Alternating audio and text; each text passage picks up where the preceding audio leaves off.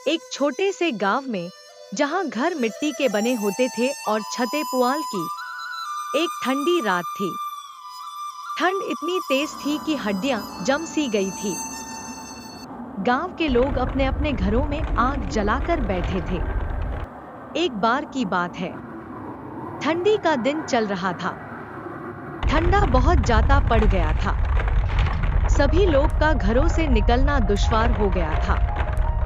सभी लोग अपने घर में ही रहते थे और उसे गांव में किसी के पास भी अच्छा घर नहीं था, क्यों वालों ठंड से बच सके। और दिन पर दिन ठंडा पड़ता है जा रहा था। एक दिन अखबार में खबर आई कि आज बहुत ज्यादा ठंड पड़ने वाला है। सभी लोग को घर से निकलने पर मना था। सब लोग को चेतावनी दी गई हुई थी कि कोई अपने घर से बाहर न निकले। और उसे गांव में पर्याप्त चीज नहीं था कि वह लोग उसे रात वाले ठंडा से बच सके। सभी लोग उसे बात को ज्यादा सोचे नहीं। सभी लोग बोले कि जो होगा सो देखा जाएगा। ऐसे भी ठंड पड़ ही रहा है और कितना ज्यादा पड़ेगा ही। और कोई भी ज्यादा लकड़ियां इकट्ठा नहीं किया। सब लोग बोले कि ठंड तो पड़ी रहा है और कितना ज्यादा पड़ जाएगा। सभी लोग अपने काम में व्यस्त हो गए। धीरे धीरे मौसम विभाग के अनुसार ठंडा बढ़ते जा रहा था। उसे गांव में एक लकड़ी वाला रहता था।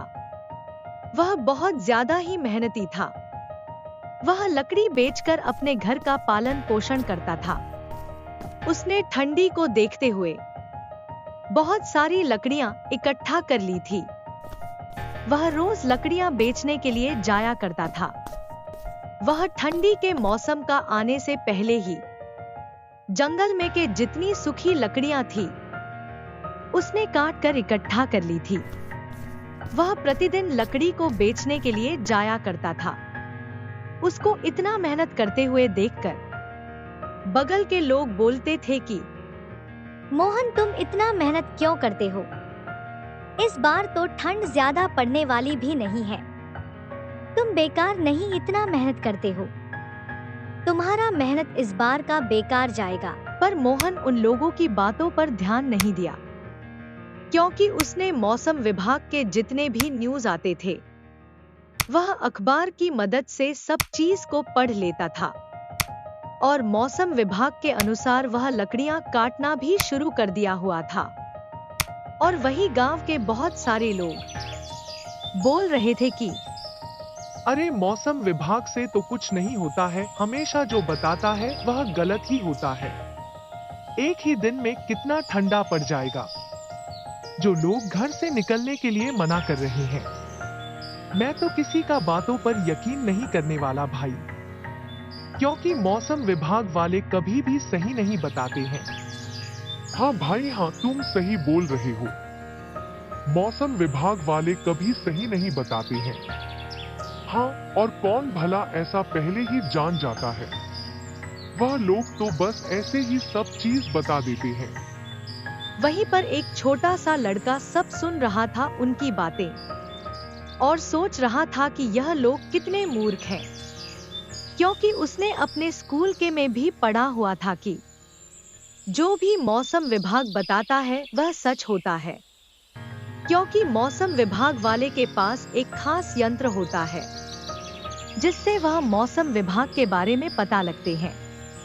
वह लड़का इन लोगों की बातों पर ध्यान नहीं दिया। वह अपने माता पिता को जाकर बोला कि आज ठंड बहुत ज्यादा पड़ने वाली है। मौसम विभाग के तरफ से खबर आया है कि कोई भी आज रात को अपने घर से नहीं निकलेगा। उसके मम्मी पापा भी बहुत पढ़े लिखे आदमी थे। वह लोग ठंडी से बचने के लिए जुगाड़ करने लगे। वह लोग सुबह से ही सूखी लड़कियां अपने घर पर प्लास्टिक को लगाना शुरू कर दिया था। उन लोगों ने ठंडी से बचने के लिए बहुत सारी चीजों का जुगाड़ कर लिया था, जिससे उन लोगों की आज रात वाली ठंडी से जान बच जाए। और बाकी वहां के गांव के लोग सुबह से ही मौज मस्ती में लगे और अपने काम में लगे हुए थे। उन लोगों को मौसम विभाग पर थोड़ा सा विश्वास नहीं था। सुबह से शाम हो गई, पर वहां के कोई भी लोग को फर्क नहीं पड़ा कि आज रात में ठंडी भी पड़ सकती है। सभी लोग मौज मस्ती में थे। रात होते हैं धीरे धीरे ठंड बढ़ने लगा। थोड़ा देर में ही ठंडा इतना ज्यादा बढ़ गया कि ऊपर से बर्फ गिरना स्टार्ट हो गया। हवा इतनी ज्यादा तेज चलने लगी कि सभी लोग के घर के ऊपर के मानो छत उड़ जाए। अब उन लोगों को धीरे धीरे पता चलने लगा कि मौसम विभाग जो उन लोगों को अखबार के माध्यम से खबर दिया था वह सच था। सभी लोग अब चिंतित होने लगे कि अब क्या किया जाए। उन लोगों ने ठंडी से बचने के लिए कोई भी जुगाड़ नहीं किया हुआ था। उन लोगों के पास थोड़ी थोड़ी लड़कियां थी, वह भी थोड़ी देर में ही समाप्त हो गई और ठंडी धीरे धीरे ज्यादा बढ़ती ही जा रही थी। ठंडी इतनी ज्यादा बढ़ गई कि सभी लोग की हड्डियां भी हमने स्टार्ट हो गई थी। वह लोग ठंड से कांपने लगे थे और वहीं पर छोटा लड़का का पूरा परिवार खुश था और उन लोगों को ज्यादा ठंडी महसूस भी नहीं हो रही थी, क्योंकि उन लोगों ने ठंडी से बचने के लिए पहले ही उपाय कर लिया हुआ था। उन लोगों ने हवा से बचने के लिए ट्रिपर लगा दिए थे छत के ऊपर, और वहां के गांव के लोग को अब समझ नहीं आ रहा था कि क्या किया जाए, इस रात ठंड से कैसे बचा जाए। पर मोहन ने बहुत सारी लकड़ियां काट कर रखी हुई थी बेचने के लिए। इतना ज्यादा ठंडी बढ़ाने के कारण मोहन ने सोचा कि गांव के लोगों को भलाई किया जाए, नहीं तो सभी गांव के लोग इस ठंड में ही मर जाएंगे। मोहन ने लकड़ियों को लेकर गांव के सभी लोगों को पहुंचने का सोचा, पर ठंड इतनी ज्यादा थी कि वह उन लकड़ियों को लेकर उन सभी के पास नहीं जा सकता था, क्योंकि मोहन के पास पर्याप्त कपड़ा नहीं था कि वह ठंडी से बच सके। वह बाहर जाता है तो उसके ठंड भी कर सकती थी और उसे ठंड के कारण इसकी जान भी जा सकती थी। भी वहां पर वह छोटा लड़का और उसके पिता वहां पर आए और मोहन को बोले कि मोहन भाई, गांव के सभी लोगों को लकड़ियां पहुंचने का काम हम ही लोग को करना होगा, नहीं तो गांव के सभी लोग ठंड में ही मर जाएंगे। इस रात की जो ठंड है वह कभी भी नहीं पड़ी है अपने गांव में।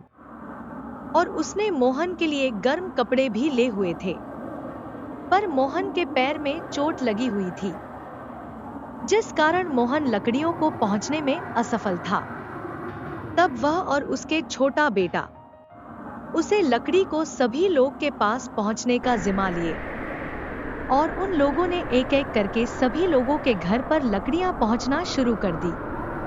उन लोगों ने एक आदमी के घर पर जाकर बोला कि भाई हेलो लकड़ियां, और तुम भी मेरी मदद करो बाकी लोगों के पास लकड़ियां पहुंचने की। फिर वह आदमी भी इन लोगों की के साथ लकड़ियां सब लोग के पास लेकर जाने मदद करने लगा। धीरे धीरे करके वह लोग ने सभी लोगों के घर पे लकड़ियां पहुंचना दिए। सभी लोग ने अपने घर में आग जला जलाकर उसे रात की ठंडी से राहत ले। धीरे धीरे सभी गांव के लोगों ने लकड़ियां को जलाए और ठंडी से राहत ली। धीरे धीरे रात बीत गई। सुबह होते ही ठंडी भी काम हो गई थी। सभी लोग के जान में थोड़ा जान आया। जैसे ही उन लोगों को थोड़ा सा गर्मी लगा हुआ, उन सभी ने लकड़ियां के बदले में बहुत सारे पैसे लेकर मोहन और उसे आदमी के पास चले गए। उन लोगों ने जाकर उन सभी को बहुत सारे पैसे दिए और बोले कि अगर तुम नहीं होते तो शायद हम लोग भी आज जिंदा नहीं होते। तुम लोग मेहनत करते थे और हम लोग सोचते थे कि तुम लोग पागल हो गए हो जो इतनी मेहनत कर रहे हो एक अखबार के पन्ने पर विश्वास करके। उन लोगों ने बहुत ही धन्यवाद किया उन लोगों का और बहुत सारे पैसे भी दिए। फिर मोहन ने बोला कि हाँ भाई, तुम लोगों ने गलती तो की है, पर अब क्या ही कर सकते हैं, यह रात तो बीत गई, पर तुम लोग ध्यान से कभी ऐसा ना हो पाए। उन लोगों ने बोला हाँ भाई, आगे से हम लोग ध्यान देंगे कि कोई भी हम लोग से गलती ना हो पाए। फिर सभी लोग वहां से चले गए और सभी लोग जाकर अपने काम में लग गया। उन लोगों ने मिलकर बहुत सारी लकड़ियां की कटाई की, जिससे आगे आने वाली ठंड से वह लोग बच सके। और उसके बाद ठंडी पड़ने पर भी गांव के सभी लोग सुरक्षित और स्वस्थ रहने लगे।